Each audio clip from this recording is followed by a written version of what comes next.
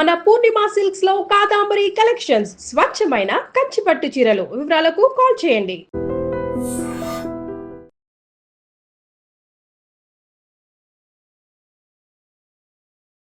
Welcome to iDream media. So, జనరల్‌గా మనం ఈ మధ్య కాలంలో ఎక్కువగా చూస్తున్నాం ఏంటంటే, యంగ్ ఏజ్‌లో హార్ట్ అటాక్స్. సో, జిమ్ చేస్తూ చనిపోతున్నారు. డాన్స్ చేస్తూ చనిపోతున్నారు.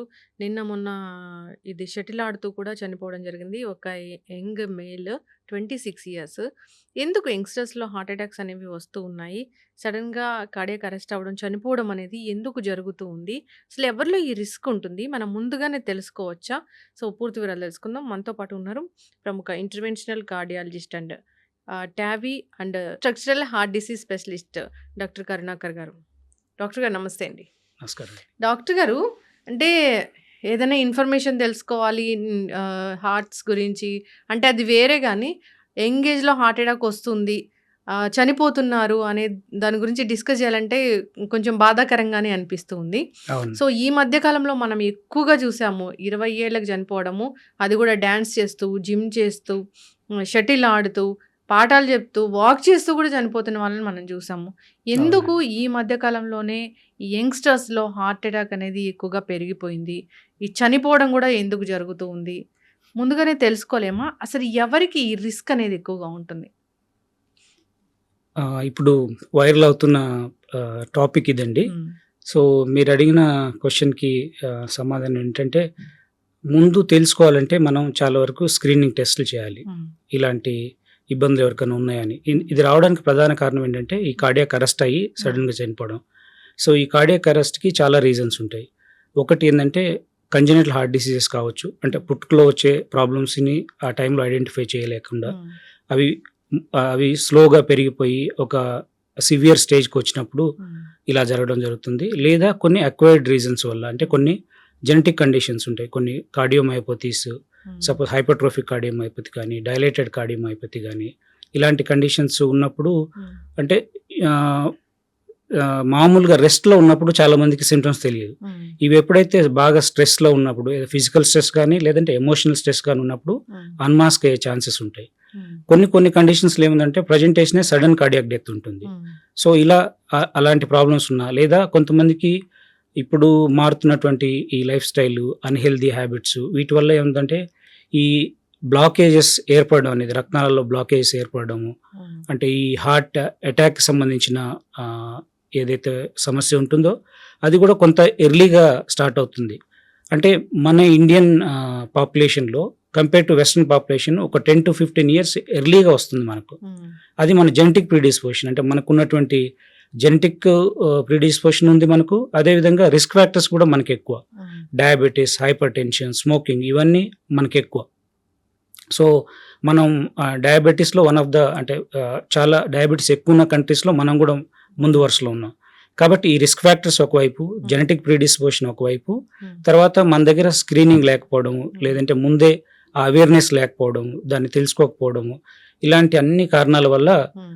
ఈ ఈ కండిషన్స్ ఏదైతే ఉన్నాయో మిస్ అయిపోయి, అవి బాగా స్ట్రెస్‌లో ఉన్నప్పుడు, అంటే బాగా ఎయిదర్ శారీరక స్పోర్ట్స్ శ్రమ. యాక్టివిటీ హ్మ్. గానీ, హ్మ్. లేదంటే ఇటువంటి ఏదైనా కల్చరల్ యాక్టివిటీస్ గానీ, హ్మ్. హై ఇంటెన్సిటీ ఫిజికల్ యాక్టివిటీస్ ఏదైనా చేసినప్పుడు హ్మ్. అది బయటపడడం జరుగుతుంది. చాలామందికి, కొంతమందికి సింప్టమ్స్ ఆ టైంలో బయటపడి వాళ్ళు రెస్ట్‌గా తీసుకొని మళ్ళీ వచ్చి చెక్ చేసుకుంటే అది బయటపడడం ఒక ఎత్తైతే, హ్మ్. కొంతమందిలో అంటే ఈ ప్రెజెంటేషన్‌లో ఒక 25-30% అనేది సడెన్ కార్డియాక్ డెత్ ఉంటుంది. హ్మ్. కాబట్టి సడెన్‌గా కొలాప్స్ అయ్యి చనిపోయినప్పుడు ఇంకా మనం దానికి రీజన్స్ ఏంటనేది హ్మ్.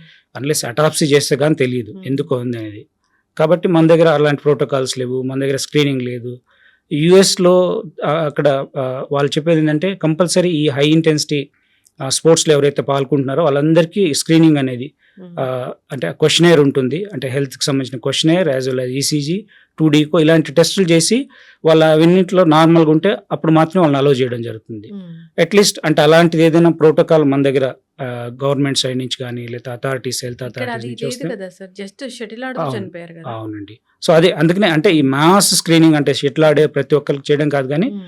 అట్‌లీస్ట్ కొంత అంటే హై ఇంటెన్సిటీ ఫిజికల్ యాక్టివిటీస్‌లో మనం పాల్గొంటున్నాము, అలాంటి ఇది ఉంది అన్నప్పుడు ఒకసారి చెక్ చేసుకోవడం అనేది మంచిదండి. హ్మ్. ఎస్పెషల్లీ రిస్క్ ఫ్యాక్టర్స్ ఉన్నోళ్ళకు, హ్మ్. ఏదైనా ఫ్యామిలీ హిస్టరీ ఉన్నా, ఫ్యామిలీలో ఏదైనా హార్ట్ డిసీజెస్ ఉన్నా, లేదా ఫ్యామిలీలో డయాబెటీస్, హైపర్ టెన్షన్ ఇలాంటి హై రిస్క్ కండిషన్స్ ఉన్నప్పుడు ఆ ఇండివిజువల్ ముందే చెక్ చేసుకుంటే కొంతవరకు మనం ఇలాంటి వాటిని ముందే పసిగట్టవచ్చు. తద్వారా మనం దీన్ని అంటే ఇలాంటి సడన్ కార్డియాక్ డెత్స్ అనేది మనం ప్రివెంట్ చేయడం. ఆ మధ్య మనం ఒక అమ్మాయి యంగ్స్టరే డాన్స్ చేస్తూ చనిపోవడం చూసాము. అవును. ఆవిడ ఒక నెల ముందే టెస్ట్‌లన్నీ చేయించుకున్నారు. దాంట్లో అసలు ఎక్కడా కూడా తేడా లేదని చెప్పడం కూడా జరిగింది.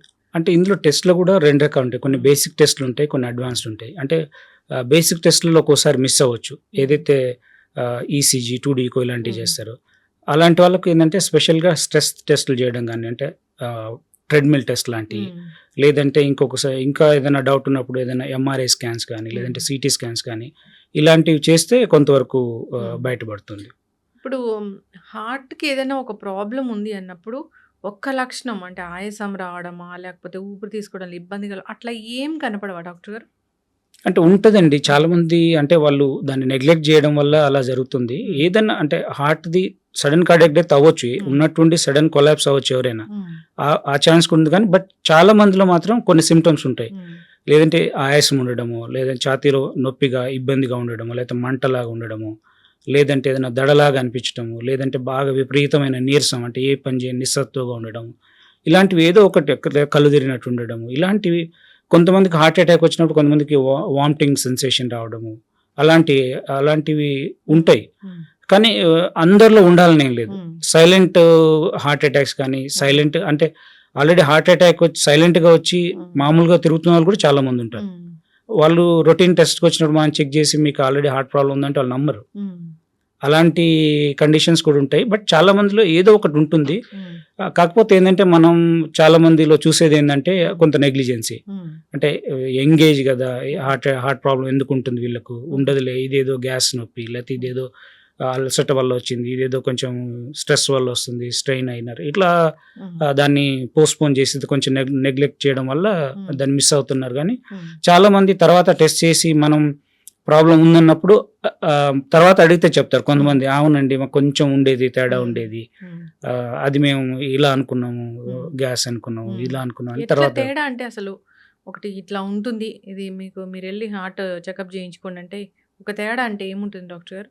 ఒక లక్షణం అంటే ఒక్కటే పిన్ పాయింట్ చేయలేమండి, ఒకే లక్షణం ఉండండి. మనం అనుకున్నట్టు సైలెంట్ కూడా ఉండొచ్చు ప్రాబ్లం. కాబట్టి ఈ మనం అనుకున్న లక్షణాలు ఉంటే మనం ఏం చేయలేము. బట్ ఎవరికైనా ఏదైనా ఆయాసం ఉంటుంది, అన్యూజువల్ ఆయాసం అంటే ఇంతకుముందు ఉండేదానికంటే ఎక్కువ అవుతుంది ఆయాసం, లేదంటే కొద్ది పనికి ఆయాసం వస్తుంది, లేదా పని చేసినప్పుడు ఏదైనా ఛాతీలో బరువుగా ఉంటుంది, లేదంటే మంటగా, నొప్పిగా, లేదంటే బిగుతుగా ఉండడం, అట్లాంటి సెన్సేషన్ అంటే అన్కంఫర్టబుల్గా ఛాతీ చెస్ట్లో అనీజీగా ఉందంటారు కదా, అలాంటి సెన్సేషన్ ఉన్నా, లేకపోతే దడలాగా వస్తున్నా, అంటే హార్ట్ బీటింగ్ బాగా పెరిగినట్టు అట్లా ఆ సెన్సేషన్ వచ్చిన, రీలింగ్ సెన్సేషన్, కళ్ళు తిరుగుతున్నట్టు అనిపించిన, డిజీనెస్ లాగా ఉన్నా, లేదు అంటే ఏదన్నా బాగా వీక్నెస్ అంటే ఉన్నట్టుండి సడన్గా వీక్నెస్ రావడం, అంటే కొంతమంది అలానే చెప్తారు, సడన్గా నీరసం అయిపోయాము, ఏం చేసుకోలేకపోయాము, అలా ఉంది. లేదంటే కొంతమందికి బాగా విపరీతమైన స్వెట్టింగ్ వస్తుంటుంది, అంటే ఈ పెయిన్ వచ్చినప్పుడు స్వెట్టింగ్ రావడం కానీ, అలాంటి ఏదైనా అన్యూజువల్గా సడన్గా ఇంతకుముందు ఉన్న దానికంటే ఏదైనా సడన్గా చేంజ్ వస్తుందంటే ఈ లక్షణాలు ఏదైనా ఉంటే హార్ట్ చెకప్ అనేది ముందు చేయించుకోవాలి. హార్ట్కి సంబంధించిన లక్షణం అంటే యూజువల్గా ఏంటంటే ఐదర్ రిథమ్ డిస్టర్బెన్స్ అంటే హార్ట్ బీటింగ్లో తేడాలు వచ్చినప్పుడు కానీ, లేదంటే హార్ట్ పంపింగ్ ఏమైనా తగ్గి బీపీ డ్రాప్ అయినప్పుడు కానీ ఇలా కళ్ళు తిరగడం అనేది జరుగుతూ ఉంటుంది. కాబట్టి మనం ఇలాంటి సింటమ్స్ ఏదైనా ఉన్నప్పుడు వెళ్ళి చెక్ చేసుకుంటే చాలా వరకు మనకు ఐడెంటిఫై అవుతుందండి. అంటే ఈ వ్యాక్సిన్ వేసుకోవడం వల్ల ఇలాంటివి ఎక్కువ అవుతున్నాయంటారా? అంటే వ్యాక్సిన్ మీద చాలా చర్చ జరిగింది, చాలా రకాల డిస్కషన్స్ దీనివల్ల ఎక్కువైనాయి అని చెప్పి అంటున్నారు. కానీ ఈ మధ్య రీసెంట్గా ఐసీఎంఆర్ వాళ్ళు కండక్ట్ చేసిన స్టడీలో కూడా వ్యాక్సిన్స్ వల్ల హార్ట్ డిసీజ్ పెరగలేదు. వ్యాక్సిన్స్ వల్ల కొంతమందిలో అంటే వ్యాక్సిన్ తీసుకున్న కొద్ది రోజులు మాత్రం ఆ క్లాటింగ్ అయ్యే స్వభావం అనేది కొంతమందిలో పెరిగింది. ఎందుకంటే కొన్ని రకాల యాంటీబాడీస్ ఫామ్ అయ్యి అందులో ఉన్న ఏజెంట్స్కి హార్ట్లో క్లాట్స్ ఫామ్ అయ్యి కొంతమందికి బ్లాకేజ్ రావడం, అంటే ఆర్టరీస్లో ఐదర్ గుండెకి సంబంధించిన రక్తనాళాలు కానీ, లేదంటే కాళ్ళకు సంబంధించిన రక్తనాలు కానీ, బ్రెయిన్కి సంబంధించిన రక్తనాలు కానీ అలా వచ్చింది. కానీ అది చాలా తక్కువ పర్సంటేజ్ అండి, చాలా చాలా తక్కువ పర్సంటేజ్. కాబట్టి ఇవన్నీ అంటే పోస్ట్ కోవిడ్లో ఇది ఎక్కువైంది కాబట్టి చాలామంది కోవిడ్ వల్లనే ఎక్కువైంది, కోవిడ్ ఒకటి, కోవిడ్ వ్యాక్సిన్ ఒకటి, దాని మీద దాని మీదనే అవును. కోవిడ్ ఎవరికైతే బాగా సివియర్‌గా వచ్చి హాస్పిటలైజ్ అయ్యి స్టెరాయిడ్ తీసుకొని ట్రీట్మెంట్ తీసుకున్నారో వాళ్ళలో గూడా ఇలాంటి ఛాన్స్ అనేది ఎక్కువగా ఉంటుందని చెప్తూ ఉన్నారు. అవునండి. అంటే కోవిడ్ ఉన్నప్పుడు సివియర్ కోవిడ్ వచ్చి హాస్పిటల్ అయిన వాళ్ళకు రిస్క్ ఎక్కువ. హ్మ్. హార్ట్ స్ట్రోక్ రావడానికి. కనుక అది స్ట్రెస్ కాబట్టి. హ్మ్. ఆ స్ట్రెస్‌లో హార్ట్ అనేది ఎఫెక్ట్ అవుతుంది కాబట్టి ఆ టైంలో వచ్చాయి. హ్మ్. కానీ ఇప్పుడొస్తున్న మరణాలని మనం కోవిడ్ వల్ల అని చెప్పడానికి సైంటిఫిక్ అప్పుడు ప్రూఫ్ తీసుకున్న ఏం లేదు. ట్రీట్మెంట్ ఇప్పటిదాకా అంటే దాని ప్రభావం ఏమి ఉండదా డాక్టర్ గారు? ఇన్ని రోజులు ఉండదండి. హ్మ్. యూజువల్‌గా ఈ రిస్క్ అయితే ఏదైతుందో అంటే వ్యాక్సిన్ తీసుకున్నప్పుడు హ్మ్. వచ్చే రిస్క్ ఏదైతుందంటే హ్మ్. కొన్ని వారాలండి. హ్మ్. 3 to 4 వీక్స్ ఉంటుంది. హ్మ్. దాని తర్వాత దాన్ని రిస్క్ అనేది తగ్గుతుంది. ట్రీట్మెంట్‌లో ఇచ్చిన స్టెరాయిడ్స్ వల్ల గూడా ఇప్పటికి ఏమీ ఉండదు. ఇంత లాంగ్ టర్మ్ ఎఫెక్ట్ ఉండండి. అంటే హ్మ్. స్టెరాయిడ్ ట్రీట్మెంట్ తీసుకున్నప్పుడు కొన్ని ఎఫెక్ట్స్ ఉంటాయి. అప్పట్లో. అప్పట్లో అంటే హ్మ్. తీసుకునే టైంలో హ్మ్. ఉంటుంది. బట్ తగ్గించిన తర్వాత ఆపేసిన తర్వాత ఇన్ని రోజులకి అనేది హ్మ్. రాదు. ఇప్పుడు ఇప్పుడు అందరూ భయపడుతూ ఉన్నారు. ఇప్పుడు మోస్ట్ అవునండి. కామన్‌గా మనం చూస్తున్నాము ఇలాంటి వార్త ఏదైనా వచ్చిందంటే ఖచ్చితంగా భయపడుతూ ఉంటారు. అవునండి. ఆబ్వియస్లీ నేను గూడా భయపడ్డాను. అవునండి. అవును. యంగ్‌స్టర్స్‌లో హార్ట్ అటాక్ అంటే భయమేస్తూ ఉంటుంది. అయితే ఇప్పుడు 20 ఏళ్ల వాళ్ళు ఖచ్చితంగా వెళ్లి టెస్టులు చేయించుకోవాల్సిన అవసరం ఉందా? అంటే మన ఇంటర్నేషనల్ రికమెండేషన్ ప్రకారం హ్మ్. బీపీ స్క్రీనింగ్ అనేది 18 ఇయర్స్ నుంచి స్టార్ట్ చేయాలి. బీపీ. బీపీ. హ్మ్. కొలెస్ట్రాల్ స్క్రీనింగ్ అనేది 20 ఇయర్స్ నుంచి స్టార్ట్ చేయాలి. డయాబెటిస్ స్క్రీనింగ్ అనేది 30 ఇయర్స్ నుంచి స్టార్ట్ చేయాలి. హ్మ్. మనలో ఎంతమంది చేయించుకుంటాం అసలు 18 ఇయర్స్‌కి మనం ఆలోచిస్తాం బీపీ చెక్ చేయించాలి వీళ్ళకని. అవును. లేదా కొలెస్ట్రాల్ చెక్ చేయించాలని. ఏదో మిడిల్ ఏజ్ వచ్చిన తర్వాత 30స్‌నో, 40స్‌నో అప్పుడు యాన్యువల్ చెకప్‌కెళ్ళి అప్పుడు అది కూడా కొంతమందిలో only educated people that to very few. అందరు రొటీన్ కాదు. ఓన్లీ కొంతమందికి ప్రీ ఎంప్లాయ్‌మెంట్ ప్యాకేజెస్ అంటే రికమెండ్ చేస్తే వాళ్ళు చేయించుకోవడం గానీ, లేదా ఆఫీస్‌లో అంటే వాళ్ళు ఉన్న ఆర్గనైజేషన్‌లో హ్మ్. యాన్యువల్ హెల్త్ స్క్రీనింగ్ కంపల్సరీ అంటే అలా చేయించుకోవడమే గానీ, వాలంటరీగా వచ్చి చేయించుకునే వాళ్ళు చాలా తక్కువ. హ్మ్. అందువల్లనే మనం చాలా మిస్ అవుతున్నాం. అంటే ఆ వాల్యుబుల్ టైం ఏదైతే 10, 15 ఇయర్స్ ఉంటుందో, ఆ టైంని మిస్ అయిపోయి అప్పటికి వాళ్ళకి ఎక్కువైపోయి అడ్వాన్స్డ్‌గా ఇలాంటి కాంప్లికేషన్ స్టేజ్‌లో మనం గుర్తిస్తున్నాం. హ్మ్. కాబట్టి అంటే రికమెండేషన్స్ ప్రకారం ఈ స్క్రీనింగ్ గనుక మనం ఎర్లీగా స్టార్ట్ చేస్తే హ్మ్. అట్‌లీస్ట్ 25 ఇయర్స్ వాళ్ళకి గనుక మనం స్క్రీనింగ్ గనుక స్టార్ట్ చేస్తే చాలా వరకు వీటిని మనం ఎర్లీగా ఐడెంటిఫై చేసి దానికి సంబంధించిన ట్రీట్మెంట్ ప్రాపర్‌గా తీసుకుంటే హ్మ్. రిస్క్ అనేది తగ్గుతుందండి. హ్మ్. రిస్క్ లేకపోతే డయాబెటిస్ ఉందనుకోండి ఐడెంటిఫైడ్ హ్మ్. దాని రిస్క్ అనేది 3-4 టైమ్స్ ఎక్కువ ఉంటుంది compare to normal people. So అలానే హైపర్ టెన్షన్ ఉన్నా కూడా స్ట్రోక్ రావడానికి రిస్క్ హ్మ్. ఉంటుంది. అన్నీ పెరుగుతాయి కాబట్టి మనం ముందే వాటిని రిస్క్ ఫ్యాక్టర్స్ ఏదైతుందో వాటిని మనం స్క్రీన్ చేసి హ్మ్. దాన్ని దాని ప్రివెంటివ్ మెజర్స్ తీసుకుంటే ఈ కాంప్లికేషన్స్ రాకోకుండా ప్రివెంట్ చేయొచ్చు మనం. ఇప్పుడు భయంతోనెళ్లి ఈసీజీ తీయించుకుంటారు డాక్టర్ గారు. ఇక్కడ చెస్ట్ పెయిన్ ఏదొచ్చినా అవునండి. గానీ ఈసీజీ తీయించుకుంటారు. ఈసీజీ నార్మల్‌గా ఉంటే గుండె జబ్బు లేనట్లేనా? కాదండి. ఈసీజీ నార్మల్‌గా ఉంటే 100% చెప్పలేం హ్మ్. నార్మల్ ఉంది అని. అంటే బేసిక్‌గా మేము అంటే యాస్ ఎ కార్డియాలజిస్ట్‌గా మేము చూసేది ఏందంటే పేషెంట్ హిస్టరీ ఎలా ఉంది? అంటే వాళ్ళు చెప్పే సింప్టమ్స్ ఏమన్నా సింక్ అవుతున్నాయా దీనికి హార్ట్ డిసీజెస్‌కి లేదా? దాంతో పాటు ఈసీజీ ఎలా ఉంది? ఒక్కొక్కసారి కొంతమందికి హార్ట్ మనం ఈవెన్ టెస్ట్ చేసినప్పుడు కూడా నార్మల్‌గా ఉంటాయి అన్ని టెస్ట్‌లు. ఈసీజీ నార్మల్ ఉంటుంది. 2డీకో నార్మల్ ఉంటుంది. స్ట్రెస్ వాల్యూమ్ కూడా ఒక్కొక్కసారి నార్మల్ రావచ్చు. కానీ కొంతమంది చెప్తూ ఉంటారు ఏదన్నా ఇబ్బంది ఉంటుందండి అని చెప్పి ఏదైనా సింప్టమ్స్ ఉంటుందని. నిన్ననే యాక్చువల్‌గా నా ఓల్డ్ పేషెంట్ బయట నుంచి వచ్చారు ఛత్తీస్‌గఢ్ నుంచి రాయ్‌పూర్ నుంచి. సో 4 ఇయర్స్ బ్యాక్ వాళ్ళకి స్టెంట్ చేశాము. నార్మల్‌గానే ఉన్నారు. అంతా అక్కడే ఫాలో అప్ చేసుకున్నాం. మళ్ళీ ఒక 1-2 టైమ్స్ వచ్చారు. ఇంకా రాలేదు. కానీ ఈ మధ్య ఆమెకు మాట్లాడుతుంటే నాకు ఆయాసం వస్తుంది అని చెప్పి వచ్చారు. మాట్లాడుతుంటే కూడా ఇబ్బంది అవుతుంది. 1 మంత్ నుంచి కొంచెం ఏదో తేడాగా ఉందని. ఇక్కడికి రాగానే మేము అన్ని బేసిక్ టెస్ట్‌లన్నీ చేయించాము. అన్నీ నార్మల్ వచ్చాయి. బట్ అయినా కూడా ఈ సింప్టమ్స్‌కి ఈ టెస్ట్‌లకి అంత కోరిలేట్ అవ్వట్లేదని చెప్పి యాంజియోగ్రామ్ సజెస్ట్ చేశాము. యాంజియోగ్రామ్ చేస్తే చాలా క్రిటికల్ బ్లాక్ ఉంది వేరే దగ్గర. అంటే స్టెంట్స్ పెట్టింది బాగానే ఉన్నాయి. స్టెంట్స్ బాగున్నాయి. వేరే చోట క్రిటికల్ బ్లాక్ అనేది డెవలప్ అయింది. సో ఇలా యాంజియోగ్రామ్ చేసేటప్పుడు ఏమైనా కెమికల్ లాంటిది ఇస్తారా? లేదంటే జస్ట్ అంటే కాంట్రాస్ట్ ఏజెంట్ అండి. డై అంటాము. అంటే రేడియోగ్రాఫిక్ కాంట్రాస్ట్ అంటే మనం దాని ఎక్స్‌రే మిషన్‌లో మనం అది చెక్ చేస్తుంటాం కాబట్టి అది మనకు తెలియడానికి అంటే ఈ రత్నాలు అనేది ట్యూబ్స్. ఆ ట్యూబ్స్ స్ట్రక్చర్ ఎలా ఉంది? ఏమైనా నారో అయినాయా లేదా అని తెలుసుకోవడానికి ఇంజెక్షన్ ఇస్తాం. ఆ ఇంజెక్షన్ ద్వారా అదంతా ఫిల్ అవుతుంది. ఎక్కడైతే నారోగా ఉందో ఆ నారో పార్ట్‌లో మనకు నారోగా కనిపిస్తుంది. ఏం ప్రాబ్లమ్ ఉండదా డాక్టర్ గారు? అంటే ఇదేదో డై వెళ్తది అట్లా. అవునండి. అంటే డై నార్మల్‌గా దాంతో వచ్చే ప్రాబ్లమ్స్ ఏంటంటే కొంతమందికి అలర్జీ ఉండొచ్చు. కాంట్రాస్ట్ అలర్జీ అంటాం. అలర్జీ ఉన్న వాళ్ళకి ఎస్పెషల్లీ సీ ఫుడ్ అలర్జీ లేదంటే ఇట్లాంటి అలర్జీ ఉన్న వాళ్ళకు అందులో అయోడినేటెడ్ కాంట్రాస్ట్ కాబట్టి అయోడిన్కి సంబంధించిన అలర్జీ ఎవరికైతే ఉందో అది వాళ్ళకి ఇవ్వకూడదు. ఇంకొకటి ఏంటంటే కొంతమందికి కిడ్నీ ఫంక్షన్ ఏదైనా బోర్డర్ లైన్లో ఉండి కిడ్నీ పేషెంట్స్ బోర్డర్ లైన్లో ఉన్నప్పుడు ఈ కాంట్రాస్ట్ వల్ల కొంచెం కిడ్నీ క్రియాటిన్ అవి పెరిగే ఛాన్సెస్ ఉంటాయి. కాబట్టి ఈ ప్రికాషన్స్ తీసుకొని నెఫ్రాలజిస్ట్ అడ్వైస్ తీసుకొని ప్రాపర్ హైడ్రేషన్ తర్వాత దానికి సంబంధించిన కొన్ని మెడిసిన్స్ ఉంటాయి అవన్నీ తీసుకుంటూ మనం చేయొచ్చు. అది ఈ అలర్జీ ఉన్న వాళ్ళు కూడా దాన్ని ఐడెంటిఫై ముందే తెలిస్తే దానికి యాంటీ అలర్జిక్ మెడికేషన్స్ ఉంటాయి కొన్ని, ఆ మెడిసిన్స్ ఇచ్చి అవి తగ్గించిన తర్వాత మనం చెక్ చేయొచ్చు. ఇది సిటీ కరోనరీ యాంజియో అంటామా లేకపోతే నార్మల్ యాంజియో?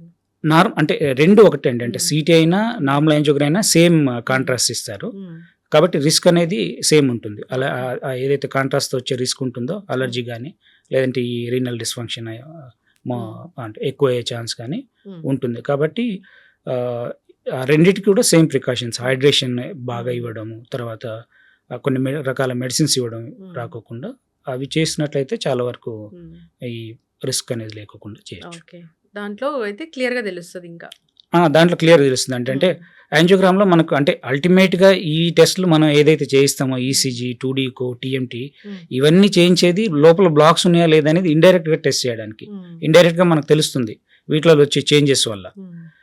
ఒక్కొక్కసారి మనకి ఇవేమి కోరిలేట్ అవ్వకపోతే డైరెక్ట్ యాంజియోగ్రామ్ కూడా ఒక్కొక్కసారి కొంతమందికి చేస్తే సర్ప్రైజింగ్ కొంతమందికి 50% పీపుల్లో లోపల అడ్వాన్స్ బ్లాక్స్ ఉన్న వాళ్ళు కూడా ఉన్నారు.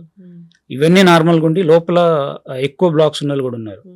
అందుకనే అంటే టోటల్గా మనం పేషెంట్ని స్టడీ చేస్తే తెలుస్తుంది. ఓన్లీ కొంతమంది ఇవాళ రేపట్లో ఇప్పుడు ఈ మీడియా ఇది ఎక్కువైన తర్వాత వాట్సాప్ ఎక్కువ ఓన్లీ రిపోర్ట్స్ పంపిస్తారు, రిపోర్ట్స్ పంపించి ఒపీనియన్ చెప్పమంటారు. సో అలాంటప్పుడు కరెక్ట్ ఒపీనియన్ మేము చెప్పలేము వాళ్ళకు, కరెక్ట్గా అంటే జస్టిఫికేషన్ చేయలేము. అందుకనే ఏదైనా డౌట్ ఉన్నప్పుడు డాక్టర్ దగ్గరికి వెళ్ళి మాట్లాడితే ఇంకా బాగా తెలుస్తుంది. పేషెంట్ మాట్లాడి వాళ్ళ సిమ్టమ్స్ ఎక్స్ప్లెయిన్ చేసినప్పుడు మాకు బాగా అర్థం అవుతుంది ప్రాబ్లం ఉండొచ్చు లేదా ఉండకపోవచ్చు అనేది ఒక ఐడియా వస్తుంది. ఇప్పుడు జనరల్గా చెకప్ చేయించుకుంటాం డాక్టర్ గారు, ఏం లేదని తెలుస్తుంది, మళ్ళీ ఎన్నాళ్ళకి చెకప్ చేయించుకోవాల్సిన అవసరం ఉంటుంది? అది కూడా depending on the risk factors అండి. అంటే ఇప్పుడు మా ఫ్యామిలీలో రిస్క్ ఎక్కువ ఉంది లేదంటే రిస్క్ ఫ్యాక్టర్స్ ఉన్నాయి ఆ పర్టికులర్ పర్సన్ కన్నారనుకోండి, అట్లీస్ట్ 6 months to 1 year మళ్ళీ చెక్ చేయించుకోవాలి. ఏది రిస్క్ ఫ్యాక్టర్స్ లేవు, మనం చాలా ఎంగేజ్లో చేస్తున్నాం, 20 yearsకి 25 years చేస్తున్నాం అనుకోండి, వాళ్ళలో ఫస్ట్ చేసిన సెట్ ఆఫ్ ఇన్వెస్టిగేషన్స్ నార్మల్గా ఉంటే నెక్స్ట్ 4-5 years తర్వాత చేయించుకోవచ్చు. Okay, yes. అయితే ఇప్పుడు ఈ ఎంగేజ్లో హార్ట్ అటాక్ రాకుండా ఉండాలంటే ఏమైనా జాగ్రత్తలు ఉన్నాయా? జనరల్ ప్రివెంటివ్ మెజర్స్ అండి, హెల్దీ లైఫ్ స్టైల్ అంటే మనం తీసుకునే డైట్లో ఈ మధ్య సాచురేటెడ్ ఫ్యాట్స్, ట్రాన్స్ ఫ్యాట్స్, తర్వాత ఈ ఫాస్ట్ ఫుడ్స్ తీసుకోవడం ఇవన్నీ ఎక్కువైపోయినాయి. సో అవన్నీ తగ్గించి ఏదైతే మన యాన్సెస్టర్స్ తీసుకునే వాళ్ళు simple diet, mostly boiled, cooked, steamed అలాంటి తీసుకుంటే ఇవి రాకుండా ఉంటుంది. అంటే డైట్లో ఉన్నటువంటి ఆ ప్రపోర్షన్సే, అంటే కార్బోహైడ్రేట్స్ మనం ఎంత తీసుకుంటాము, ఫ్యాట్స్ ఎంత తీసుకుంటాము, ప్రోటీన్స్ ఎంత తీసుకున్నాం, ఇవన్నీ బ్యాలెన్స్ చేసుకొని తీసుకున్నట్టయితే చాలా వరకు ఇది రాదు. తర్వాత దాంతోపాటు లైఫ్ స్టైల్ మనం చూస్తున్నాం ఇప్పుడు ఎవరంతా అందరు చాలామంది ఎక్కువ అర్బన్ పీపుల్ అంతా సెడెంటరీ అవుతున్నారు. అంటే ఆఫీస్కి వెళ్ళడము, రావడము, రెస్ట్ తీసుకోవడం, ఇంతవరకు కానీ యాక్టివిటీ చేయడం అనేది అంటే ఫిజికల్ యాక్టివిటీ అనేది చాలా తగ్గిపోయింది. సో ఫిజికల్ యాక్టివిటీ చేయడము, తర్వాత proper sleep, at least 7 to 8 hours sleep ఉండడము, ఇలాంటివన్నీ మనం ఫాలో చేస్తే చాలా వరకు ఇలాంటివి రాకుండా ప్రివెంట్ చేయొచ్చు అండి. డాక్టర్ గారు, అయితే ఉమెన్ సేఫా ఈ కార్డియాక్ ఇష్యూస్ రాకుండా? ఉమెన్ అంటే మేము కార్డియాలజీ అనుకున్న జనరల్ ఇది ఏంటంటే women are blessed with hormones, they are blessed by the God with the hormones అని. యూజువల్గా అంటే హార్మోన్స్ ఏదైతే ఉమెన్స్లో ఉన్న హార్మోన్స్ అనేది హార్ట్ డిసీజ్ రాకోకుండా ప్రొటెక్టివ్గా ఉంటాయి. కాబట్టి ప్రీ మెనోపాజల్ ఉమెన్లో హార్ట్ డిసీజ్ అనేది తక్కువ కంపేర్ టు మేల్. అంటే మేల్ ఫీమేల్లో చూస్తే మేల్స్లో ఎక్కువ హార్ట్ డిసీజ్ వచ్చే ఛాన్సెస్ ఎక్కువ ఉంటాయి. అదే పోస్ట్ మెనోపాజల్ అనుకోండి, సో రిస్క్ అనేది ఆల్మోస్ట్ ఈక్వల్ అవుతుంది పోస్ట్ మెనోపాజల్ ఉమెన్లో. కానీ ఈ మధ్య యంగ్ ఈవెన్ ప్రీ మెనోపాజల్ ఉమెన్లో కూడా ఈ డిసీజెస్ అనేవి పెరిగిపోయినాయి. అంటే పీరియడ్స్ వస్తే డేట్స్ వస్తూ ఉంటే వాళ్ళకి ఏం ప్రాబ్లం లేదంటున్నారు కదా? అట్లనే లేదండి, అంటే ఈ మధ్య కొంతమంది అంటే ఈ లైఫ్ స్టైల్ మారడం వల్ల కొంతమందికి రిస్క్ అనేది పెరిగింది. బట్ కంపేర్ టు మెన్ డెఫినెట్గా ఉమెన్ ఆర్ వాళ్ళకు ఛాన్సెస్ చాలా తక్కువ ఓకే. హార్ట్ డిసీజెస్ రావడానికి. జెనెటికల్‌గా ఉంటే ఖచ్చితంగా జెనెటిక్ ప్రిడిస్పోజిషన్ ఉంటే వస్తుందండి. వస్తుంది. లేదు అంతా హెల్తీగానే ఉన్నారంటే బీపీ, షుగర్ మానిటరింగ్ అనేది ఖచ్చితంగా చేసుకోవాలి. తీసుకోవాలి. ఈసీజీ ఇలాంటి టెస్టులు హార్ట్‌కి సంబంధించిన టెస్టులు చేయించుకోవాలంటే ఎన్నేళ్ళకి ఒకసారి ఎన్నేళ్ల నుంచి చేయించుకోవాలి వాళ్ళు? అంటే యూజువల్గా అట్లీస్ట్ హ్మ్. అంటే అట్లీస్ట్ ఇండియన్ రికమెండేషన్ ప్రకారం అట్లీస్ట్ 30 years నుంచి అన్నా స్టార్ట్ చేస్తే బెటర్ అండి. హ్మ్. 30 years వచ్చిన తర్వాత హ్మ్. యాన్యువల్ అంటే ఒకసారి చెకప్ చేయించుకొని హ్మ్. అందులో వచ్చే రిజల్ట్స్ని బట్టి హ్మ్. ఒకవేళ అబ్నార్మల్ రిజల్ట్స్ ఉంటే అట్లీస్ట్ ఇయర్లీ చేయించుకోవాలి. హ్మ్. లేదు ఫస్ట్ టెస్ట్ నార్మల్ ఉందంటే ఒక 2-3 years తర్వాత మళ్ళీ చేయించుకోవచ్చు. యెస్. ఆయాసం వస్తే ఖచ్చితంగా డాక్టర్ దగ్గరికి వెళ్ళాల్సిందే. ఖచ్చితంగా వెళ్ళాలండి. హ్మ్. ఆయాసం అనేది చాలా ఇంపార్టెంట్ సిమ్టమ్. హ్మ్. చాలామంది అంటే ఈ ఆయాసం గురించి చెప్తాను మీకు హ్మ్. ఒకటి. మా ఫ్రెండ్ వాళ్ళ బ్రదర్ హ్మ్. ఊరికి వాళ్ళ వైఫ్ చూయించుకోవడానికి హాస్పిటల్కి వచ్చారు. హ్మ్. వచ్చి వెళ్తూ హ్మ్. ఆల్మోస్ట్ డోర్ దగ్గర నుంచి కొంచెం ఈ మధ్య నాకు కొంచెం ఆయాసంగా ఉంటుంది అని హ్మ్. చెప్పారు. ఎందుకు ఆయాసంగా ఉంటుంది అంటే కొద్దిగా వెయిట్ పెరిగింది. Obviously. సో సరే ఎందుకైనా మంచిది స్క్రీనింగ్ అని అన్ని హ్మ్. రకాల స్క్రీనింగ్ చేసి ఈవెన్ సిటీ స్కాన్ కూడా హ్మ్. చేయడం జరిగింది. హ్మ్. అప్పుడు మా దగ్గర సిటీ స్కాన్ కూడా హ్మ్. ప్రోటోకాల్ ఉంది హ్మ్. కాబట్టి సిటీ స్కాన్ చేస్తే సర్ప్రైజింగ్లీ రొటీన్ టెస్ట్లన్నీ నార్మల్ వచ్చి హ్మ్. సిటీ స్కాన్లో క్రిటికల్ బ్లాక్ బయటపడింది. సిటీ స్కాన్‌లో కూడా బయటపడతా? సిటీ యాంజియోగ్రామ్ అండి. City angio. సిటీలో 2 రకాలు ఉంది. హ్మ్. యాక్చువల్‌గా చాలామంది ఏంటంటే సిటీ కాల్షియం స్కోర్ వర్క్ ఆ! చేయించుకుంటున్నారు. సిటీ కాల్షియం స్కోర్ అనేది ఓన్లీ కాల్షియం కనిపిస్తుంది. హ్మ్. బ్లాకేజెస్ అందులో కనిపించవు. అవును. అంటే కాల్షియం ఎక్కువ ఉందంటే మనకు రిస్క్ ఎక్కువ ఉన్నట్టు. హ్మ్. అప్పుడు మనం దానికి తగిన ప్రికాషన్స్ తీసుకోవడం అవి చేసుకోవాలి. లేదా సిమ్టమ్స్ ఉంటే యాంజియోగ్రామ్ టెస్ట్‌కి వెళ్ళాలి. ఒక్కొక్కసారి కొంతమందికి సిటీ యాంజియోగ్రామ్ అనే టెస్ట్ కూడా ఉంది. అవైలబుల్ ఉంది. హ్మ్. అంటే డైలమా ఉండి ఇట్లా డౌట్‌ఫుల్‌గా ఉన్నప్పుడు సిటీ యాంజియోగ్రామ్ చేస్తే కొంతమందికి సర్ప్రైజింగ్లీ కొంతమందికి ఈ బ్లాక్స్ అనేది బయటపడుతుంది. హ్మ్. యంగ్ ఏజ్‌లో కూడా చాలా మందికి బయటపడుతున్నాయండి. So yes. అలా బయటపడినప్పుడు దానికి సంబంధించిన మళ్ళీ యాంజియోగ్రామ్ టెస్ట్ చేసి కన్ఫర్మ్ చేసుకొని హ్మ్. బ్లాక్స్‌ని క్లియర్ చేయడం జరుగుతూ ఉంటుంది. అయితే డాక్టర్ గారు ఇప్పుడు ఏదో ఒక ఇంజెక్షన్ వచ్చింది హార్ట్ అటాక్ రాకుండా అని ఆ మధ్య విన్నాం. అదేంటండి అసలు? అది అంటే అది హార్ట్ అటాక్ రాకుండా ప్రివెంట్ చేసే ఇంజెక్షన్ కాదండి. ఇవి కొలెస్ట్రాల్‌ని కంట్రోల్ చేసే ఇంజెక్షన్. హ్మ్. దాన్ని కొంచెం అలా హైప్ చేసి పబ్లిసిటీ చేశారు. హ్మ్. అది అంటే బేసిక్‌గా ఏందంటే ఇంతకుముందు కూడా మనకు మెడిసిన్స్ ఉన్నాయి. హ్మ్. ఏదైతే కొలెస్ట్రాల్ ఎక్కువున్నా లేదంటే డయాబెటిస్ ఉన్నోళ్ళకి, బీపీ ఉన్నోళ్ళకి స్టాటిన్స్ అని మనం మెడిసిన్స్ ఇస్తాం. హ్మ్. కొలెస్ట్రాల్‌ని కంట్రోల్ చేసే మెడిసిన్ హ్మ్. అంటే ఎస్పెషల్లీ బ్యాడ్ కొలెస్ట్రాల్‌ని తగ్గించడానికి. హ్మ్. సో, ఆ మెడిసిన్స్ అనేది దానివల్ల కొంతమందిలో సైడ్ ఎఫెక్ట్స్ రావడం గానీ, అంటే హ్మ్. కొంతమందికి బాడీ పెయిన్స్ వస్తాయి. విపరీతమైన బాడీ పెయిన్స్ అవి వేసుకున్న తర్వాత. అలా సైడ్ ఎఫెక్ట్స్ ఉన్నా, లేదా కొంతమందికి లివర్ ఎంజైమ్స్ అనేది ఎలివేట్ అవుతాయి దానివల్ల హ్మ్. Side effect. లేదా అలాంటి లివర్ ఇబ్బందులు ఏదైనా వచ్చినా, లేదా కొంతమందికి ఆ టార్గెట్స్ అనేది అచీవ్ అవ్వవు. కొంతమందికి అంటే ఎల్‌డిఎల్ కొలెస్ట్రాల్ ఈ రేంజ్‌లో ఉండాలనేది రికమెండేషన్ ఉంటే, ఆ రేంజ్ వరకు రారు ఈవెన్ హై డోసెస్ తీసుకున్నా. హ్మ్. అలాంటి వాళ్ళకు మళ్ళీ ఈ రికరెన్స్ వచ్చే ఛాన్సెస్ ఎక్కువుంటాయి కాబట్టి, దానికి కొత్తగా లేటెస్ట్‌గా అడ్వాన్స్‌గా ఇంజెక్షన్స్ కనుక్కున్నారు.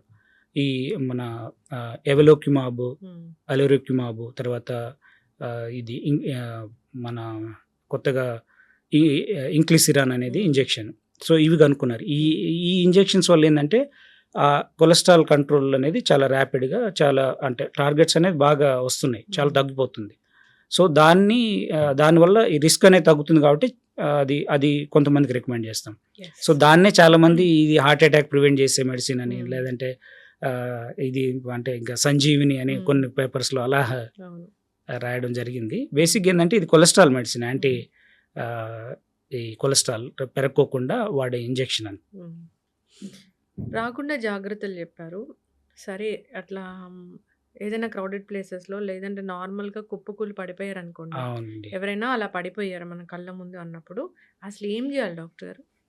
అంటే ఫస్ట్ అంటే అట్లా సడెన్‌గా కొలాప్స్ అయినప్పుడు మనం వాళ్ళ పల్స్ చెక్ చేయాలండి. హ్మ్. పల్స్ అంటే ఐదర్ రేడియల్ అంటే ఇక్కడుండే చేతిలో ఉండే నాడి గాని, లేదంటే కరోటిడ్ పల్స్ కానీ చెక్ చేసి, హ్మ్. అది గనుక పల్స్ తెలియట్లేదు అన్నారనుకోండి. పల్స్ తగలట్లేదు. హ్మ్. కాబట్టి అంటే పల్స్ తెలియట్లేదంటే కార్డియాక్ అరెస్ట్ అయినట్టు అర్థం. సో, కార్డియాక్ అరెస్ట్ అయితే ఇమ్మీడియేట్‌గా సీపీఆర్ స్టార్ట్ చేయాలండి. హ్మ్.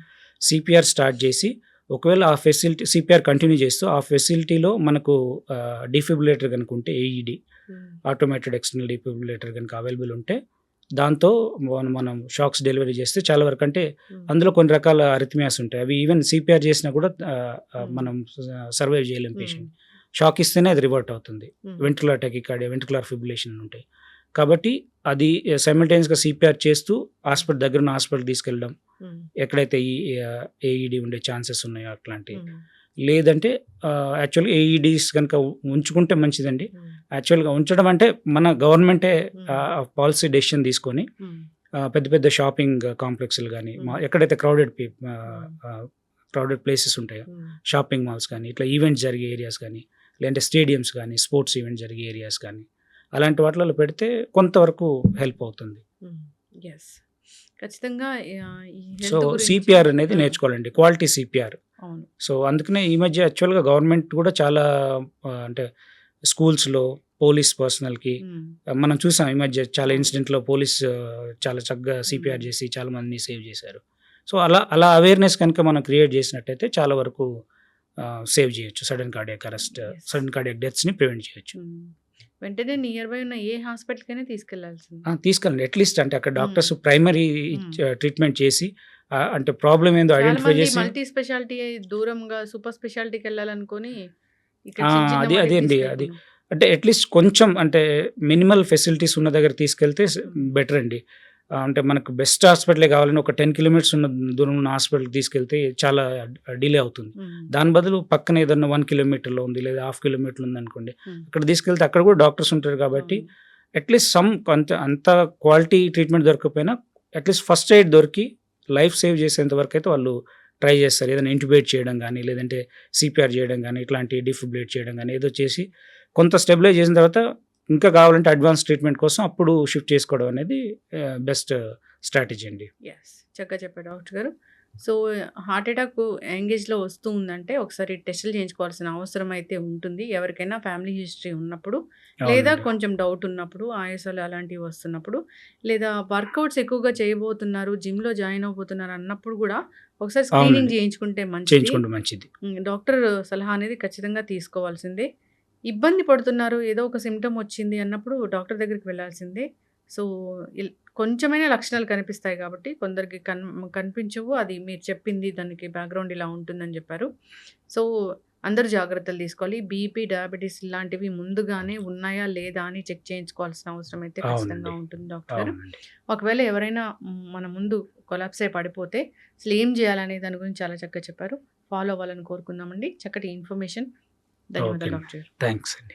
And for more videos, Please subscribe to iDream. Please subscribe to iDream. Please subscribe iDream. And please subscribe to iDream. For more videos, subscribe to iDream. please like, share, and subscribe to the channel. Congratulations, iDream. subscribe to iDream. Subscribe to iDream. So subscribe to iDream Media. iDream की iDream team अंदर की huge congratulations. Please subscribe iDream Media. Please subscribe to iDream. Subscribe iDream. Please subscribe to iDream. iDream అంటే నా కళల ఛానల్ను subscribe చేసుకున్న నోరు తిరుగుతలేదు, మీరైతే గంట గుర్తు కొట్టండి. For more such videos, please subscribe to iDream. Subscribe to iDream. Please subscribe to iDream. Please subscribe iDream Media. Please do subscribe to iDream. Please subscribe to iDream Media. For best entertainment and information, please subscribe iDream. And don't forget to subscribe to iDream.